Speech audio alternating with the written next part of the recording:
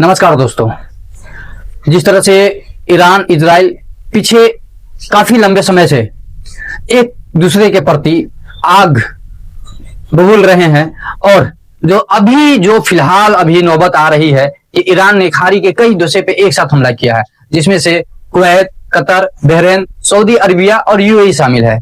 ऐसा कहा जा रहा है कि दुबई ने दुनिया का सबसे बड़ा मॉल दुबई मॉल बना दिया, दुनिया का सबसे बड़ा बिल्डिंग बुर्ज खलीफा बना दिया, दुनिया का सबसे बड़ा होटल 7 स्टार होटल बना दिया, लेकिन दुनिया का सबसे बड़ा एयर डिफेंस नहीं बनाया।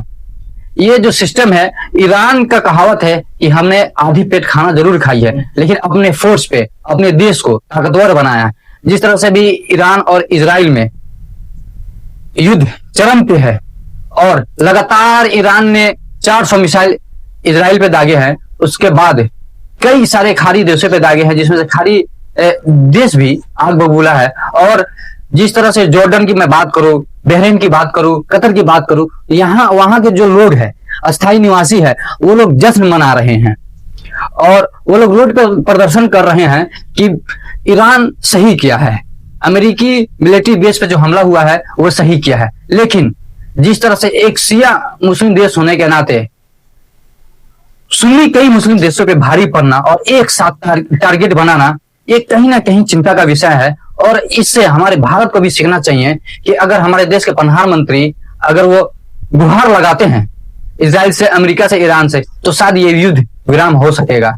लेकिन लगातार जिस तरफ से चरम पे युद्ध चल रहा है, ऐसा लग रहा है कि तीसरा विश्व युद्ध बहुत ही करीब है।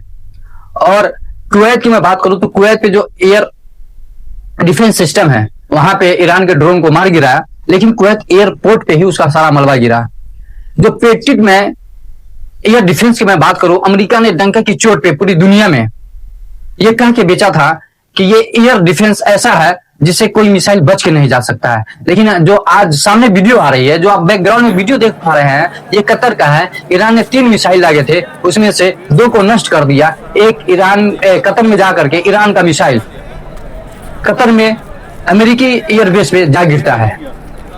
तो ये सारी जो सिस्टम है, जो ईरान लगातार और इजराइल का जो युद्ध हो रहा है, इससे पहले इजराइल फिलिस्तीन का युद्ध हुआ था और फिलिस्तीनी ने पूरी तरह से फिलिस्तीन को बर्बाद कर दिया था। और फिलिस्तीनी का ईमान देखिए, अभी भी उसी तरह से अपने ऊपर वाले परवरदिगार के ऊपर कायम है और अपने ईमान पे कायम है। लेकिन इससे ये वीडियो बनाने का उद्देश्य यही है कि हमारे बहुत सारे इंडियन भाई सारे देशों में फंसे हुए हैं और हमारे प्रधानमंत्री को जस्ट इस पे रिस्पॉन्स लेना चाहिए कि जिन देशों में हमारे हिंदुस्तानी भाई फंसे हुए हैं, उनको जल्द से जल्द इंडिया में लाया जाए। लेकिन जिस तरह से इजराइल और ईरान, अमेरिका, कई खाड़ी देशों में एक साथ मिल करके ईरान हमला किया जा रहा है, हमले पे हमले किया जा रहा है और ईरान मिलिट्री बेस से के तरफ से आता है wait for reply, pray of अल्लाह। जिस तरह से ईरान का रुख है, उससे साफ पता चल रहा है कि ईरान इस बार बहुत बेहतरीन तैयारी के साथ आया है और वो मुंहतोड़ जवाब अमेरिका इजराइल को लगातार दे रहा है।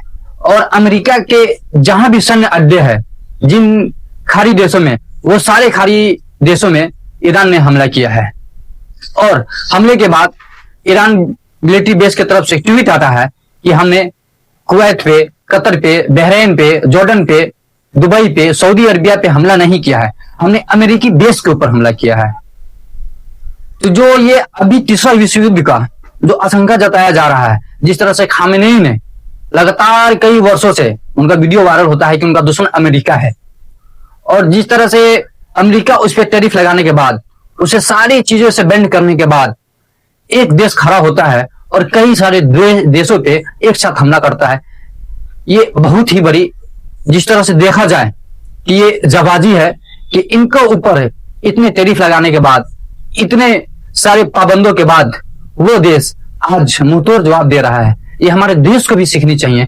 और 2 रोटी कम खाने के बाद जिस तरह से अपने आप को मजबूत ईरान किया है, चेंज किया है लगातार कई सालों से, वो आज दुनिया को दिख रहा है।